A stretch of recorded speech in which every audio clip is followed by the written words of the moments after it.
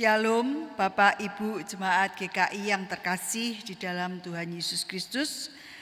Marilah kita bersama-sama memulai ibadah online pada hari ini. Kita memuji dan memuliakan Tuhan.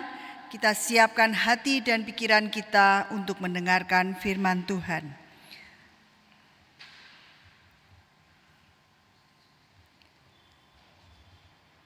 Warta pada pagi hari ini.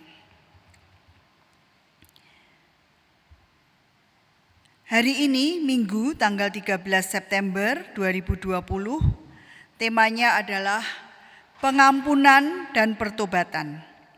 Firman Tuhan akan dilayani oleh Pendeta Kristianto Basuki dari GKI Tuban.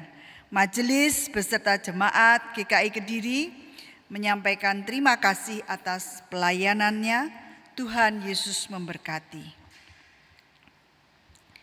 Ibadah online GKI Kediri selain ditayang melalui kanal YouTube GKI Kediri, juga ditayang di Doho TV pada pukul 7 waktu Indonesia bagian Barat. Informasi program online GKI Kediri dengan Zoom mengundang Bapak, Ibu, Saudara untuk dapat bergabung dalam program-program yang dilaksanakan melalui Zoom, yaitu persekutuan doa umum setiap hari Senin pukul 7 malam, Sarasehan bulan keluarga setiap hari Kamis pukul 7 malam, persekutuan wilayah setiap Jumat keempat juga pukul 7 malam, Camp on program KPR Rabu kedua dan keempat pukul 7 malam, kebaktian anak setiap minggu pukul 8.30 pagi, persekutuan pra remaja kelas 7 setiap Sabtu pukul 4 sore, persekutuan pra remaja kelas 8 sampai 9 setiap Sabtu pukul 5 sore. Katekesasi. Pelayanan katekesasi dibuka kelas baru yang akan dimulai pelayanannya pada bulan Oktober 2020 dengan melalui aplikasi Zoom. Bagi jemaat yang ingin mengikuti, segera mendaftarkan diri melalui kantor sekretariat gereja 682658 atau dengan WA GKI. Bina Pranikah. Pelayanan Bina Pranikah akan diadakan kembali pada hari Jumat sampai Minggu tanggal 18 sampai dengan 20 September. Bagi jemaat atau pasangan yang ingin mengikuti, silakan segera mendaftarkan diri maksimal hari Kamis tanggal 17 September 2020 juga melalui aplikasi Zoom. Pendaftaran dilakukan melalui kantor sekretariat gereja dan juga dengan WA GKI. Kantin online. Dalam rangka pemberdayaan ekonomi jemaat, Majelis menyelenggarakan kantin online yang menjual makanan dan minuman hasil usaha milik jemaat GKI Kediri. Bapak Ibu jemaat dapat berpartisipasi sebagai konsumen dengan menghubungi nomor HP admin penerima order yang sudah disediakan dalam pengumuman di grup WA wilayah maupun media sosial GKI Kediri. Mari kita bersama-sama saling menopang dan menolong. Berita duka. Telah berpulang ke rumah Bapa di surga pada hari Senin tanggal 7 September 2020, Ibu Vivi Sofianti, istri dari Bapak Toto Subianto, anggota dari wilayah Efesus yang beralamat di Perumahan Persada Sayang, Jalan Zamrud A nomor 10 Kediri. Disemayamkan di Adiasa Surabaya. Ibadah tutup peti dilayani oleh GKI Pregolan Bunder Surabaya yang dilaksanakan pada hari Selasa tanggal 8 September 2020 dan dilanjutkan kremasi di Kembang Kuning Surabaya. Majelis jemaat beserta jemaat GKI Kediri menyampaikan turut berduka cita. Tuhan Yesus memberi kekuatan dan penghiburan bagi keluarga yang ditinggalkan. Demikianlah informasi warta gereja yang dapat kami sampaikan. Dan saat ini kita akan masuk pada kebaktian. Jemaat dipersilakan untuk bersaat teduh. Saat teduh mulai.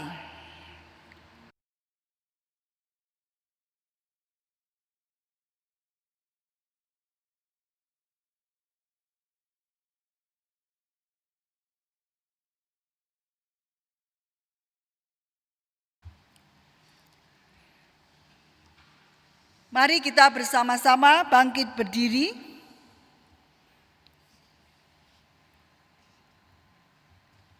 Kita baca Mazmur 92 ayat yang kelima. Demikian. Sebab telah kau buat aku bersukacita, ya Tuhan, dengan pekerjaanmu, karena perbuatan tanganmu, aku akan bersorak-sorai. Mari kita bersama-sama pujikan PKJ 13 ayat 1 dan yang ketiga. Kita masuk rumahnya.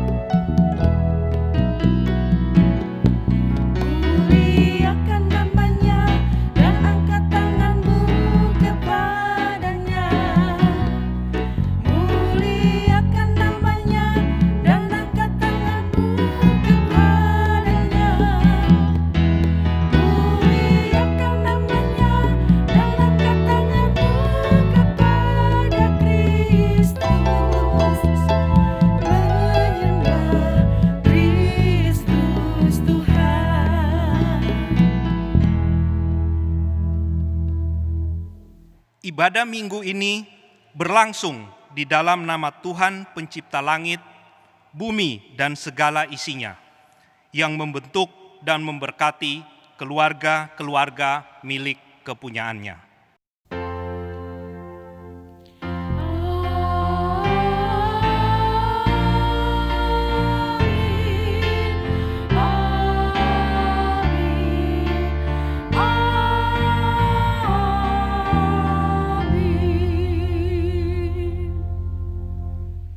Damai sejahtera dari Kristus Yesus beserta dengan saudara sekalian. Dan besertamu juga.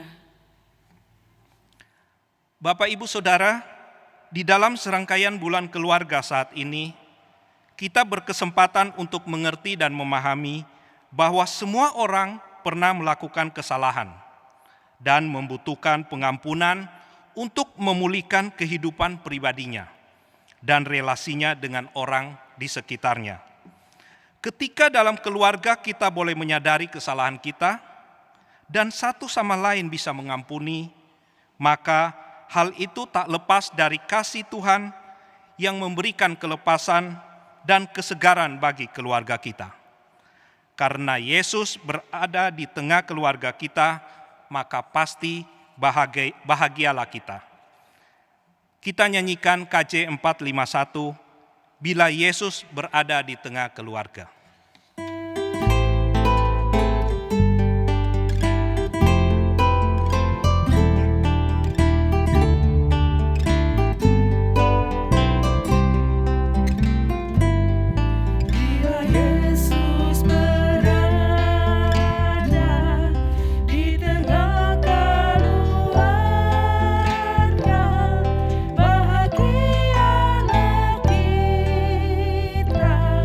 Bahagia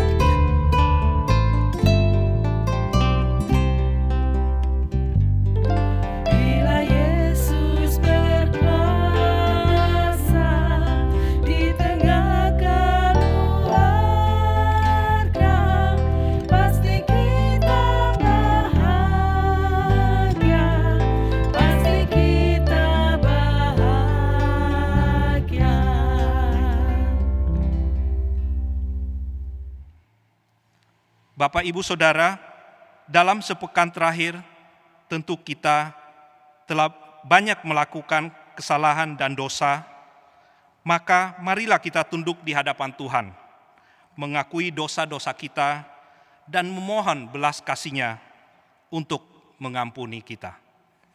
Jemaat diberi kesempatan untuk berdoa secara pribadi.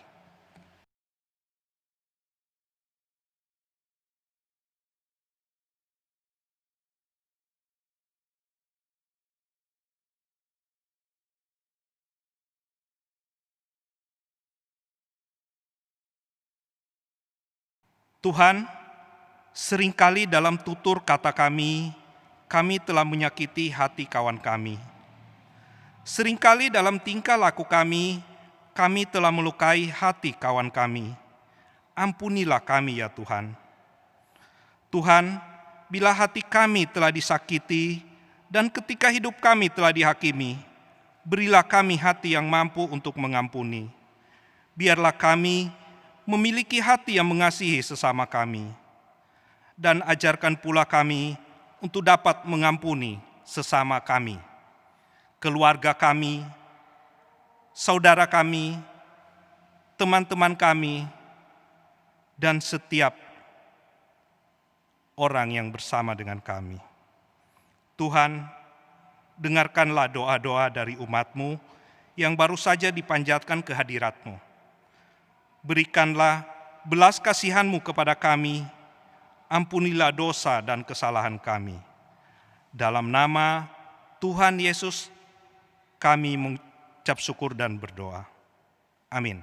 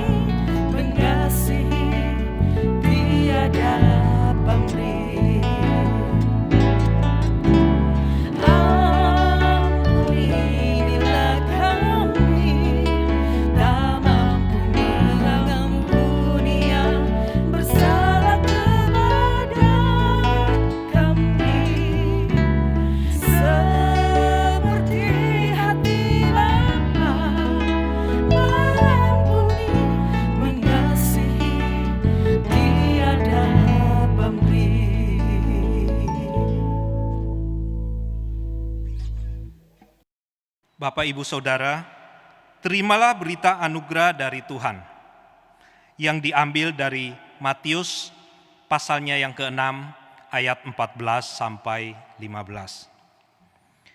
Karena jikalau kamu mengampuni kesalahan orang, Bapamu yang di sorga akan mengampuni kamu juga. Tetapi jikalau kamu tidak mengampuni orang, Bapamu juga tidak akan mengampuni kesalahanmu. Demikianlah berita anugerah dari Tuhan. Syukur kepada Allah.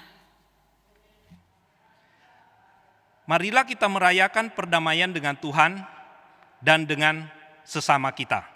Damai Tuhan besertamu.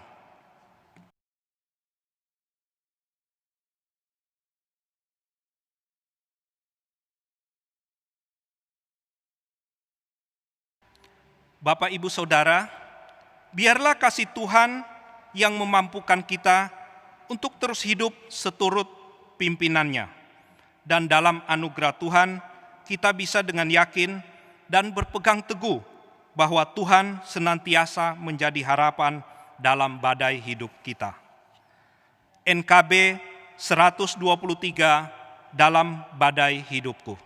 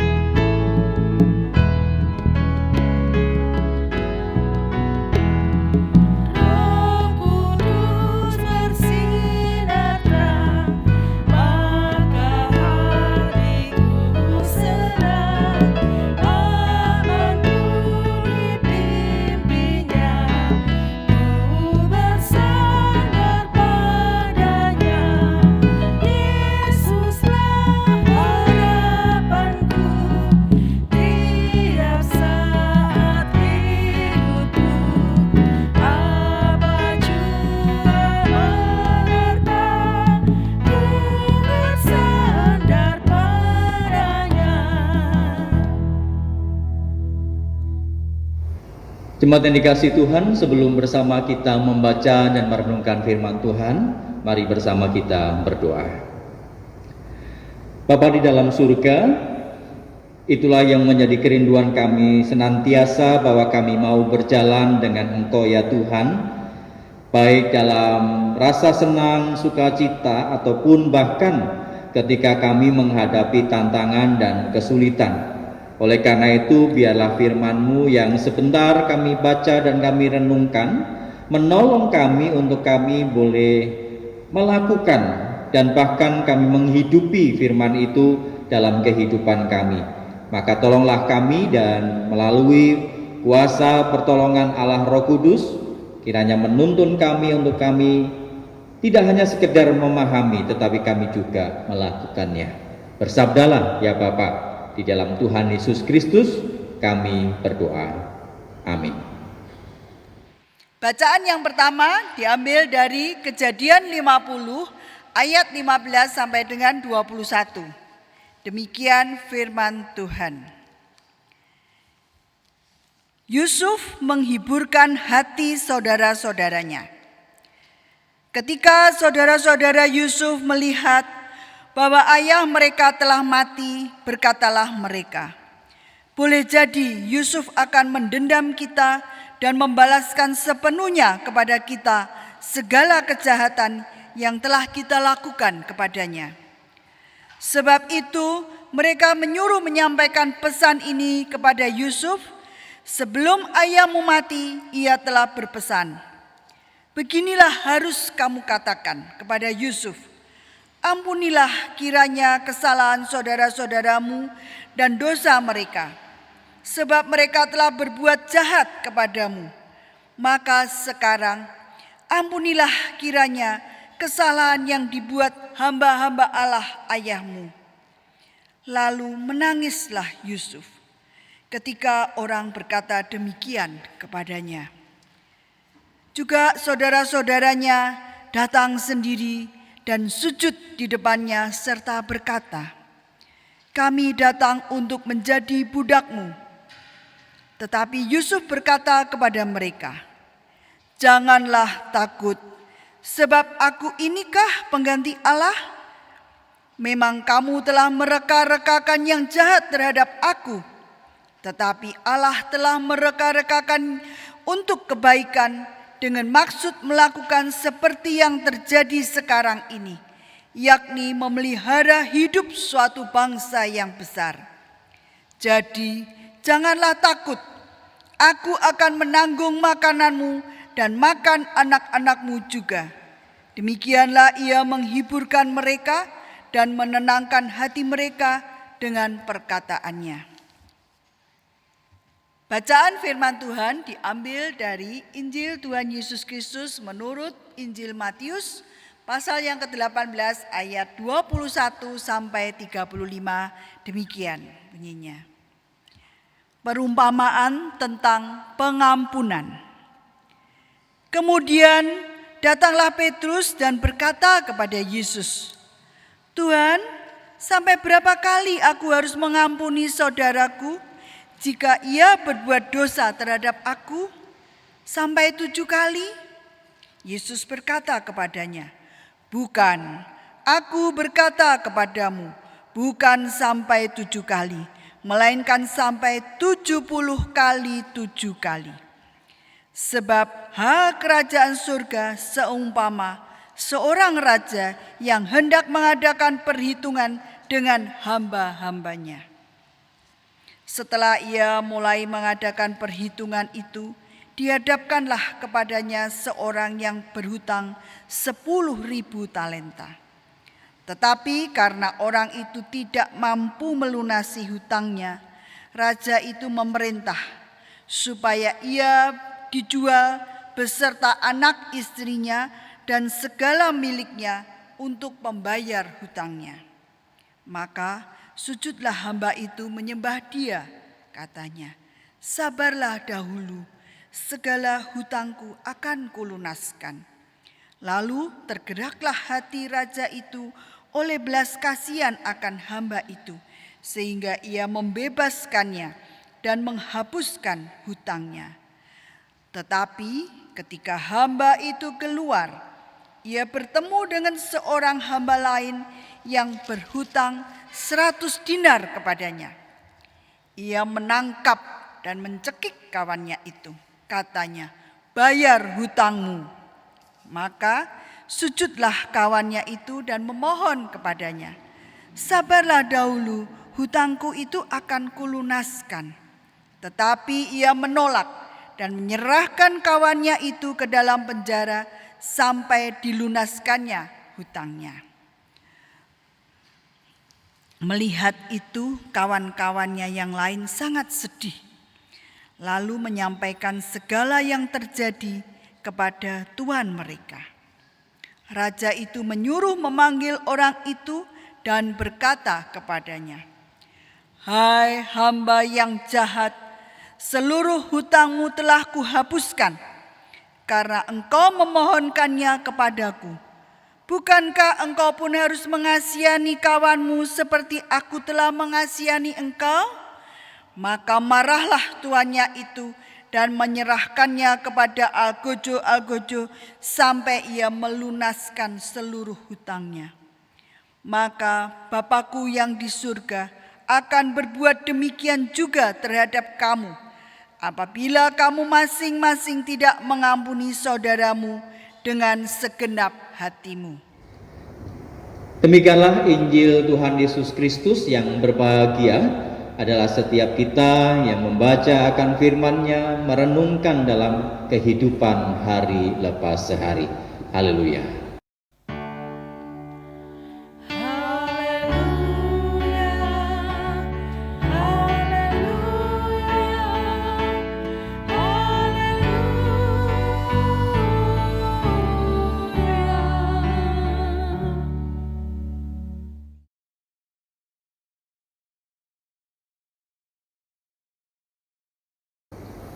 Jemaat yang dikasihi dan juga mengasihi Tuhan Yesus Kristus, ada seorang suami, dia terluka karena istrinya yang suka memarahinya di depan keluarga dan bahkan tetangganya.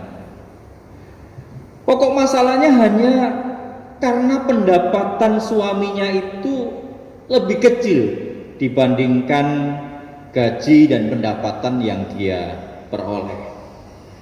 Sehingga sang suami ini tidak bisa membeli mobil, ya, dan bahkan juga untuk kehidupan semua ditopang oleh sang istri. Tapi di sisi lain bahwa oleh karena keaktifan dia bekerja, sang istri ini melalaikan apa yang menjadi tugas dan tanggung jawab dirinya di rumah. Dia tidak mudah atau tidak pandai dalam merawat anaknya. Nah, di dalam perjalanan kehidupan pernikahan mereka, saudara, ketika sang suami itu terluka, dia selalu memakukan sebuah paku di pohon mangga kesayangan istrinya. Jadi pohon mangga itu memang pohon cangkokan, gitu ya, yang ditanam oleh mereka pada saat mereka menikah dan memasuki rumah di mana mereka tinggal pada saat ini. Dan itu 10 tahun pernikahan mereka. Dan saudara bisa membayangkan, ya, berapa banyak paku yang ada dan sudah tertancap dalam pohon mangga itu. Nah, suatu ketika di ulang tahun pernikahan mereka yang ke-11, sang istri ini marah-marah kepada sang suami. Karena apa? Karena dia melihat bahwa pohon mangga kesayangannya itu terluka oleh karena banyak puluhan paku. Dan dia sudah berusaha. Bagaimana dia mencabut paku itu dan berusaha menutup lubang bekas paku itu. Dan dia mendapati tidak mudah untuk menutup dan membungkus, bahkan memperbaiki luka di batang pohon mangga itu. Dia panggil sang suami, dia marah-marah kepada sang suami, apa ini dan lain sebagainya. Dan sang suami dengan tenang dia menjawab, istriku yang cantik, istriku yang rajin bekerja, yang gajinya banyak, ya, yang punya tabungan banyak. Tahukah kamu, setiap kali aku terluka oleh karena sikap, oleh karena perkataan dan pikiranmu, aku menancapkan paku itu di sana. Sang istri terdiam. Dia dengar, karena dia merasa bahwa selama ini dia sudah memberikan dirinya yang terbaik. Dia sudah mencukupkan apa yang menjadi kebutuhan keluarga dan dia menganggap bahwa dirinya itu paling benar. Dan apa yang dikerjakan oleh sang suami itu selalu salah di matanya. Nah, saudara yang dikasihi dan juga mengasihi Tuhan Yesus Kristus. Saya tidak bicara tentang kisah itu endingnya bagaimana gitu ya. Tapi saya ingin mau mengatakan bahwa seberapa sering dari diri kita ini kita merasa bahwa diri kita ini baik, diri kita ini tidak pernah melukai pasangan kita, tidak pernah melukai keluarga kita atau bahkan orang lain yang ada di sekitar kita. Namun sesungguhnya kita lebih sering atau kita sering menyakiti mereka. Seberapa sering dari kita yang merasa terluka oleh karena karakter pasangan hidup kita, karakter dari anak, atau bahkan juga perbuatan-perbuatan mereka, bahkan pengkhianatan yang timbul dari teman atau sahabat di masa kecil kita. Atau bahkan saat kita di gereja, saat kita di tempat kerja, atau dalam kehidupan bertetangga. Seberapa sering kita merasakan pengkhianatan itu dan membuat diri kita terluka, dan kemudian kita dituntut untuk mengampuni. Semudah itukah, saudara? Ketika orang bersalah minta maaf dan kita mengatakan ya saya maafkan gitu ya. Namun saat dia mengulang kesalahan kembali, kita ingat akan apa yang dia perbuat, kita ingat akan luka lama kita yang kemudian terbuka dan semakin dalam melukai kita. Nah, saudara yang dikasihi dan juga mengasihi Tuhan Yesus Kristus, semudah itukah kita ini memberikan dan menyatakan pengampunan? Nah, kalau kita melihat saudara, arti pengampunan yang Tuhan ajarkan dalam bacaan kita, yang pertama adalah bahwa kita melihat bahwa pengampunan itu melepaskan, pengampunan itu membebaskan, pengampunan itu menyingkirkan jauh-jauh rasa dendam. Dan itulah yang dilakukan di sana. Bahkan kalau kita melihat dalam Mazmur pujian kita, betapa keagungan Tuhan, betapa kasih sayang Tuhan.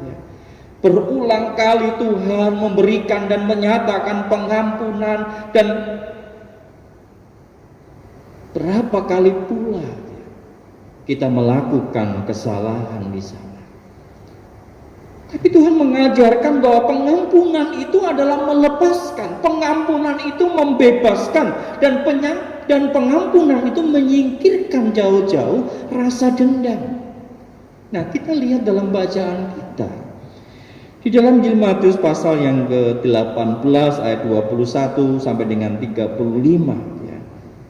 Di sana disebutkan pengampunan dalam konteks pembatalan utang secara sukarela oleh karena dasar belas kasih. Semakin besar kesadaran kita akan dosa, semakin besar pula pengampunan itu yang dinyatakan dari Tuhan. Dan itu berarti bahwa semakin dalam pengenalan kita akan Tuhan Allah Sang Maha Pengampun, sesungguhnya mendorong kita untuk kita pun semakin besar pula untuk membagikan limpahan kasih Tuhan bagi sesama kita. Saudara, memang benar bahwa tidak ada manusia yang sempurna ya. Seberapa hebatnya manusia, itu pasti dia punya kelemahan. Dan inilah yang disampaikan di sana, bahwa sadar atau tidak ada keterbatasan dalam diri kita untuk kita bagaimana membagikan kasih yang berujung pada terlukanya hati dan orang lain. Karena sikap, perkataan, dan perbuatan kita. Dan saya ingat ketika saya belajar katekisasi, beberapa rekan penatua pada waktu itu kalau mengajak berdoa memohon ampun pada Tuhan, itu adalah pengakuan, ampunilah Tuhan atas segala dosa yang kami perbuat dengan sengaja ataupun dengan tidak sengaja. Walaupun kadang-kala saya juga merenungkan ya, memang apakah ada dosa, kesalahan yang kita perbuat itu tidak dengan sengaja. Ya, mungkin kita mengatakan bahwa kita mau membagikan kasih, kita mau melakukan kepedulian kepada orang lain, tetapi oleh karena sikap kita, mungkin penyampaian kita, perkataan kita yang kemudian membuat luka dari orang lain. Misalnya saja ketika fisik kita ini sedang lemah ya, kita Bapak Ibu pulang dari pekerjaan ya, dari tempat kerja ya, ada sebuah ajakan untuk menjenguk tetangga yang sakit begitu ya. Tapi karena kita capek, kita lemah ya, dan sampai tetangga yang sakit itu sehat, kita juga belum menjenguk, dan akhirnya tetangga kita yang sakit itu benar-benar tambah sakit hati, bukan hanya sakit fisik. Fisiknya sembuh gitu ya. Karena apa? Karena dia merasa bahwa kita tidak memperhatikannya. Padahal kita membawa di dalam doa secara serius. Kita berdoa bagi dirinya, bagi kesembuhannya, bagi keluarganya pada setiap malam ketika kita berdoa dari rumah kita. Bisa terjadi kesalahpahaman yang berakhir pada sakit hati, dan kemudian perlu adanya sebuah pengampunan untuk menyatukan hubungan itu kembali. Nah, saudara, kita melihat dalam bacaan kita ada 5 hal saya melihat. Yang pertama adalah bahwa pengampunan itu bukan 1 atau 2 kali, tetapi sebuah proses dalam hidup. Jadi pengampunan itu bukan hanya proses 1 malam, tetapi terus ada selama kita hidup. Jadi tidak hanya sekedar oh ya selesai ketika kita mengampuni dan selesai masalah, tidak. Tapi ketika terjadi kesalahan, terjadi hal yang menyakitkan, maka proses memberikan dan menyatakan pengampunan itu harus terus terjadi. Dan itu yang dikatakan bahwa proses yang ada selama kita hidup. Ada terluka, ada proses untuk menyembuhkan, ada pengampunan di sana dan kita menjadi pulih. Proses kita terluka, kembali lagi bahwa kita merenungkan, kita memulihkan diri kita menerima pengampunan, dan itu terus berlangsung dalam proses kehidupan kita. Dan yang kedua, saudara, mengampuni itu bukan berarti melupakan. Ada masa di mana kita ingat akan rasa tersakiti, namun jangan sampai ingatan itu menjadi sebuah batu sandungan. Kalau kemudian kita ingat dan kita jadikan sebuah peringatan untuk bertindak, mendoakan mereka yang menyakiti, dan mengingat bagaimana kasih Allah yang mengampuni, itu akan menolong kita, membawa kita kepada pemulihan. Bukan terluka kita simpan, kita ingat terus, tetapi itu harus kita ubah dalam proses hidup kita untuk kita menjadi pulih di sana. Kesadaran akan kesalahpahaman, kesadaran bahwa kita manusia terbatas, kita bisa salah, kita juga bisa melakukan hal yang salah. Jadi kita tidak perlu untuk mengingat, tapi kalaupun kita mengingat adalah sebagai bagian proses untuk kita pulih, untuk kita menyatakan pengampunan dan perbaikan diri. Dan yang ketiga, saudara, apa yang Tuhan ajarkan bahwa dasar mengampuni itu adalah kasih. Kasih yang mau mendewasakan orang lain. Tidak membiarkan orang lain dalam lembah dosa yang tidak ia sadari. Kasih yang mampu membuat orang melukai kita sadar akan dosanya, menyesali, meminta maaf. Sama seperti yang dilakukan oleh sang raja tadi. Dia membebaskan hutang orang itu.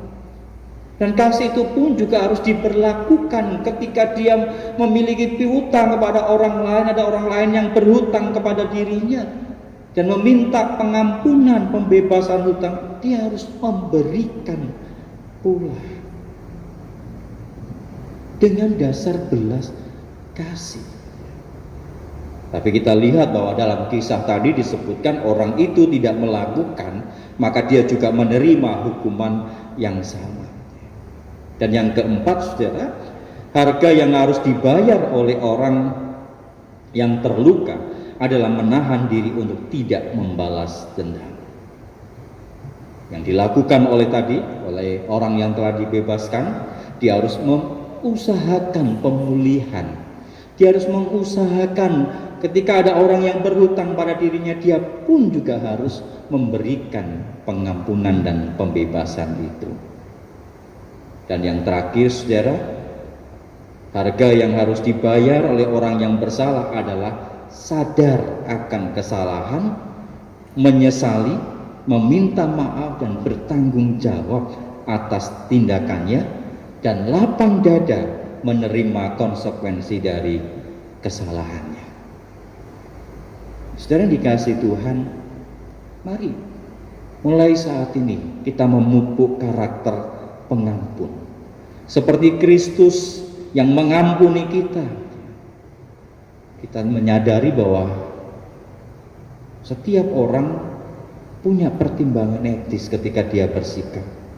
Dan kita tidak boleh menghakimi di sana.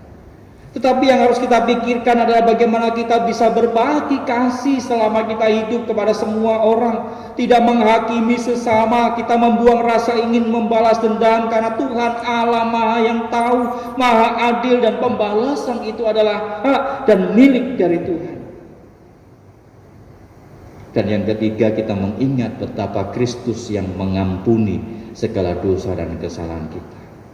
Jadi saudara, menjadi seorang pengampun memang tidak sederhana dan tidak semudah yang kita bayangkan. Tapi ketika kita ingat akan firman Tuhan yang selalu berisi pengampunan bagi manusia, Tuhan yang memberikan teladan pengampunan bagi kita, Tuhan yang memperhatikan dan mengingat dan memahami apa yang menjadi kehendak Tuhan, maka kita pun bisa menjadi seorang pengampun. Oleh karena itu, selamat menjadi orang yang mengampuni sesama. Tuhan Yesus memberkati. Amin.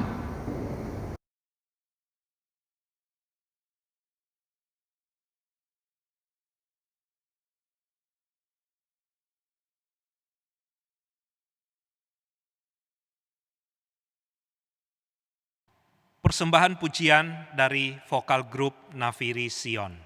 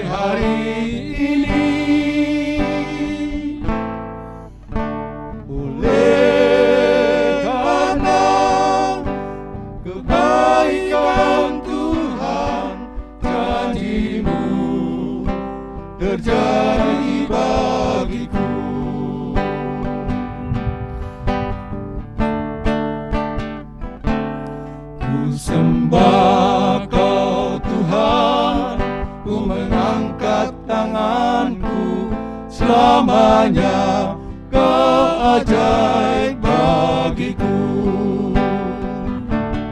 Ku sembah kau Tuhan, ku mengangkat wajahku. Selamanya kau hebat bagiku.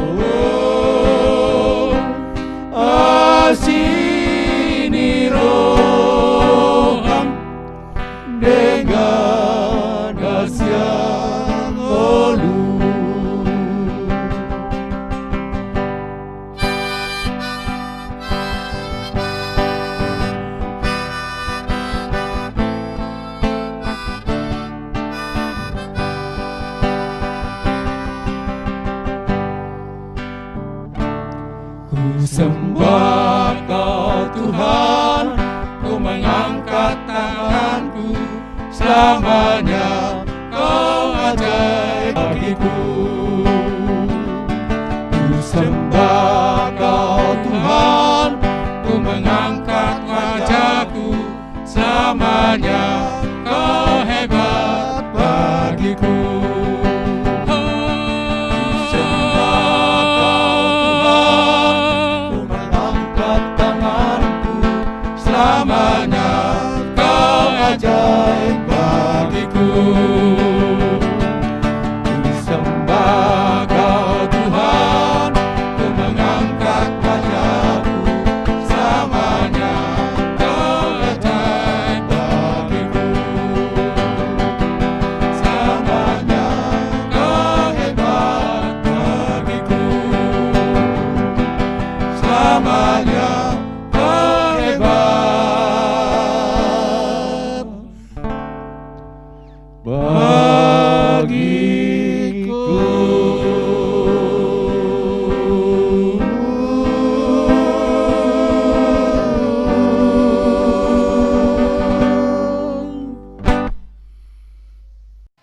Jemaat diundang untuk bangkit berdiri. Marilah kita bersama dengan umat Allah di masa lalu, masa kini, dan masa depan mengingat pengakuan pada baptisan kita menurut pengakuan iman rasuli sebagai berikut. Aku percaya kepada Allah, Bapa yang Maha Kuasa, Khalq langit dan bumi, dan kepada Yesus Kristus, Anaknya yang tunggal, Tuhan kita, yang dikandung dari Roh Kudus, lahir dari anak darah Maria, yang menderita sengsara di bawah pemerintahan Pontius Pilatus, disalibkan, mati, dan dikuburkan, turun ke dalam kerajaan maut. Pada hari yang ketiga, bangkit pula dari antara orang mati, naik ke surga, duduk di sebelah kanan Allah, Bapa yang Maha Kuasa. Dan dari sana Ia akan datang untuk menghakimi orang yang hidup dan yang mati. Aku percaya kepada Roh Kudus, gereja yang kudus dan am, persekutuan orang kudus, pengampunan dosa, kebangkitan orang mati, dan hidup yang kekal. Amin. Jemaat dipersilakan duduk. Mari jemaat yang dikasihi Tuhan, kita masuk dalam doa syafaat. Mari bersama kita berdoa. Terima kasih ya Tuhan untuk segala pengampunan yang telah Tuhan berikan kepada kami, dan kiranya kami boleh menjadi pribadi, keluarga, bahkan dalam persekutuan kami selaku gereja-Mu di GKI Kediri secara khusus, kami menjadi pribadi-pribadi yang mengampuni, pengampun bagi orang lain. Maka tolonglah kami, bimbing kami senantiasa ya Tuhan, dan dalam relasi kami dengan situasi, kondisi yang ada pada saat ini, kami yang berbatas, kami yang oleh karena jarak, oleh karena situasi, kami tidak mampu berjumpa, biarlah dalam media-media yang dikerjakan oleh jemaat-Mu di tempat ini, kami terus terbangun, kami boleh memperlengkapi diri, dan kami boleh menyatukan sebagai persekutuan di dalam Tuhan. Berkatilah ya Tuhan, saudara kami yang sakit, mereka yang ada dalam kelemahan tubuh, kiranya Tuhan menjamah mereka satu demi satu, tiap nama yang ada, sehingga mereka boleh beri kekuatan untuk menjalani dan bahkan mengalami kesembuhan yang berasal dari Tuhan. Juga untuk keluarga yang mendampingi, yang merawat, Tuhan berikan kekuatan. Kami juga menyerahkan Tuhan untuk saudara-saudara kami yang beberapa waktu telah Tuhan panggil pulang, ada kepedihan dalam diri mereka, ada kesedihan oleh karena tidak lagi bersama-sama dengan orang yang mereka kasih dan mengasihi mereka. Kiranya Tuhan memberikan kekuatan dan penghiburan. Tuhan juga memberikan kepada kami sebagai sahabat, sebagai keluarga besar untuk menjadi rekan yang mendampingi dan beserta dengan mereka. Kami juga menyerahkan ya Tuhan untuk segala aktivitas kegiatan gereja-Mu dalam persekutuan yang dilakukan secara online ataupun juga dalam perjumpaan karya, berbagi dengan kantin online dan bahkan juga untuk aktivitas yang lain. Kiranya Tuhan pakai itu menjadi sarana untuk mendekatkan, mengeratkan, dan bahkan saling menolong seorang dengan yang lain. Kami juga menyerahkan untuk setiap proses dari hamba-Mu Penatua Mario Gunawan, kiranya Tuhan menolong dan memperlengkapi hamba-Mu ini bersama dengan jemaat-Mu di tempat ini, boleh saling mengenal, saling melengkapi, dan bahkan boleh bersama-sama bertumbuh untuk menjadi murid Kristus, menjadi alat bagi karya Kristus di kota Kediri dan dimanapun segala aktivitas anak-Mu ini boleh berada. Tuhan, kami juga menyerahkan majelis jemaat, kami menyerahkan badan pelayanan yang ada, bahkan juga untuk situasi dan kondisi yang ada di kota Kediri, kiranya Tuhan menolong pemerintahan yang ada, wali kota, ataupun bahkan juga untuk dalam lingkup kabupaten, kiranya semua boleh saling menopang, saling melengkapi, bahkan bekerja sama dalam menghadapi tantangan yang sama yang terjadi oleh karena pandemi COVID-19 ini. Tuhan, sembuhkan mereka yang sakit, Tuhan berikan kesukacitaan bagi mereka yang merawat tenaga kesehatan dan keluarga, bahkan juga untuk seluruh bangsa Indonesia, seluruh umat manusia di dunia ini. Kiranya kami boleh saling menopang satu dengan yang lain. Terima kasih Bapa, inilah syafaat kami yang kami alaskan dalam satu nama Tuhan Yesus Kristus yang telah mengajar kami berdoa demikian. Bapa kami yang ada di surga, dikuduskanlah nama-Mu, datanglah kerajaan-Mu, jadilah kehendak-Mu di bumi seperti di surga. Berikanlah kami pada hari ini makanan kami yang secukupnya, dan ampunilah kami akan kesalahan kami, seperti kami juga mengampuni orang yang bersalah kepada kami. Dan janganlah membawa kami ke dalam pencobaan, tetapi lepaskanlah kami dari yang jahat, karena Engkau-lah yang punya kerajaan dan kuasa dan kemuliaan sampai selama-lamanya. Amin. Marilah kita bersyukur atas pemeliharaan Tuhan dalam hidup kita. Rasa syukur itu akan kita wujudkan dalam bentuk persembahan. Seraya memberikan persembahan, marilah kita mengingat firman Tuhan yang akan kita baca bersama-sama dari Kolose 3 ayat 17. Yang akan kita baca bersama-sama. Dan segala sesuatu yang kamu lakukan dengan perkataan atau perbuatan, lakukanlah semuanya itu dalam nama Tuhan Yesus, sambil mengucap syukur oleh Dia kepada Allah Bapa kita. Syukur kepadamu ya Allah.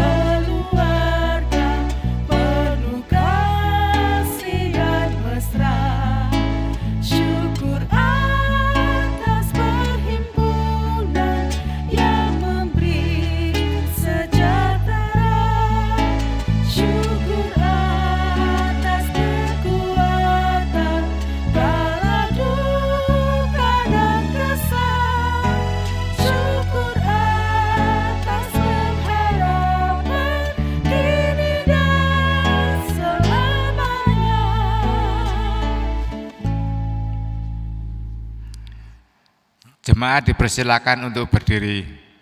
Mari kita bawa persembahan kita dalam doa. Bapa, Tuhan yang Maha Kasih, kami bersyukur kehadiran Bapa. Bapa telah memberi kami kesempatan dan kemampuan untuk memberikan persembahan kami pada hari ini Ya Bapa, kiranya Bapa memberkati persembahan kami dan juga memberkati tangan-tangan yang memberikan persembahan pada hari ini. Terima kasih Bapa, dan kuduskanlah persembahan kami. Dalam nama Tuhan Yesus kami berdoa dan bersyukur. Amin. Seorang psikolog pernah berkata, ketika dalam diri kita ada luka batin yang disimpan, dan karena kesombongan kita untuk tidak memaafkan, rasa marah itu akan tertanam dalam dan menggorogoti tubuh. Memaafkan adalah kunci membebaskan kebencian yang selama ini terkurung dalam jiwa kita. Biarlah kita boleh menciptakan keluarga yang indah, di mana di dalamnya ada kasih Kristus yang sempurna, mengiring kedamaian dalam keluarga yang sedang kita bina. PKJ 289, Keluarga Hidup Indah.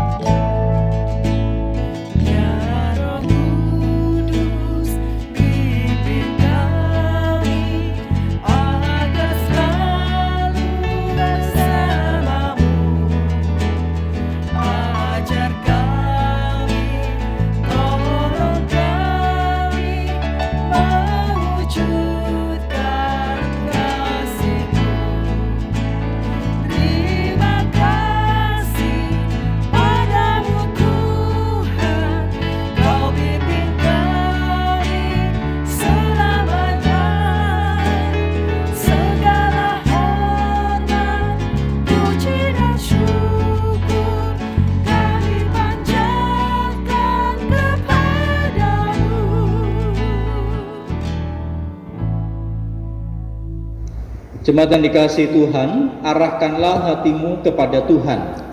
Kami mengarahkan hati kami kepada Tuhan. Jadilah saksi Kristus. Syukur kepada Allah. Terpujilah Tuhan. Kini dan selamanya. Terimalah akan berkat-Nya. Tuhan memberkati dan melindungi engkau. Tuhan menyinari engkau dengan wajah-Nya dan memberi engkau kasih karunia. Tuhan menghadapkan wajah-Nya kepadamu dan memberi engkau damai sejahtera.